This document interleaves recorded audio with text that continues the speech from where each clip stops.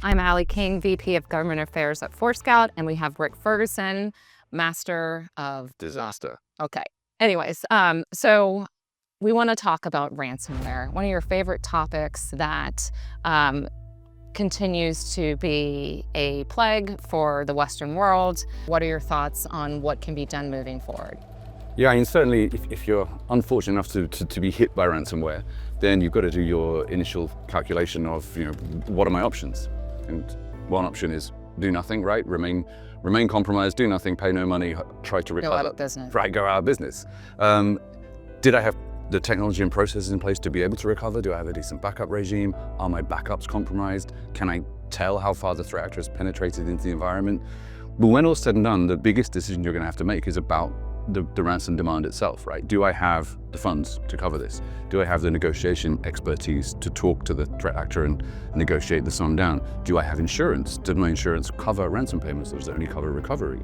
And one of the things that we're seeing in the UK in particular, although I think this is a thought process that's being replicated around the world, is the government is currently considering the idea of banning public institutions, like healthcare, for example, from paying ransoms at all. So they literally take that option off the table. It's easy to achieve because it's policy, not law. It's just a policy for state and stuff.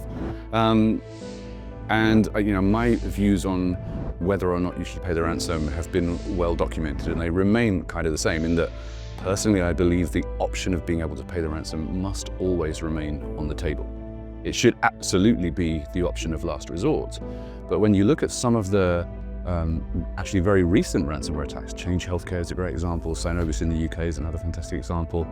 People's lives are on the line as a result of these attacks, and you don't have all the time in the world to consider your options.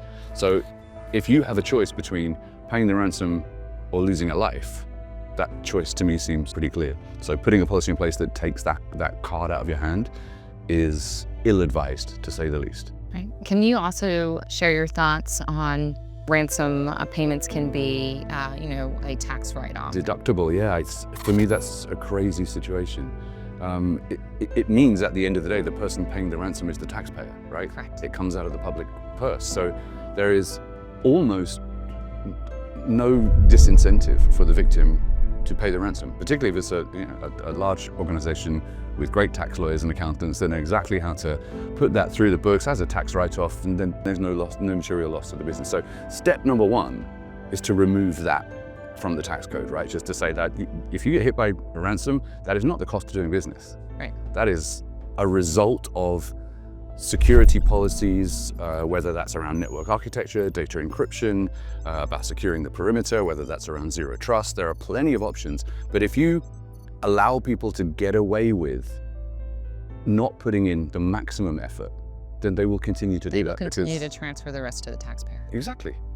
You've got either transfer to the taxpayer, transfer to the insurance company.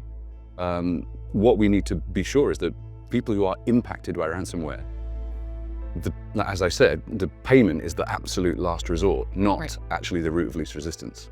And so because this is a criminal activity that has permeated and is scalable, and is now a national security issue, what would you say to a medium or small business who are trying to figure out if they need insurance? What's the right approach? So you own a store and you know that you do have some data that you could potentially be a target.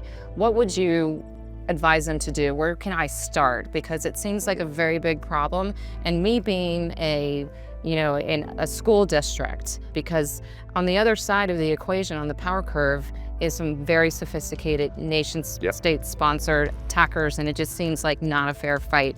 But we have to change our mentality and our approach. So what would you do, or what would you tell them to do? There are a few really important things that you need to know, and it's knowledge up front, which is the most important, right?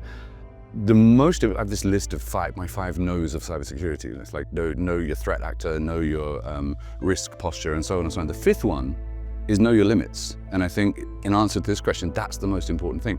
Understand what you are capable of as a defender, and understand where you need help, because there's plenty of help out there. There's plenty of cybersecurity solution providers which will allow you, either directly or through partners, to outsource your security to them. So yes, you're being targeted by highly sophisticated, nation-state aligned or highly experienced cybercriminal threat actors, but you can ally yourself with the same highly experienced cybersecurity professionals and providers and benefit from their financing, their knowledge, their experience. So know your limits and understand that what goes outside of your limits, you can find a right partner for that.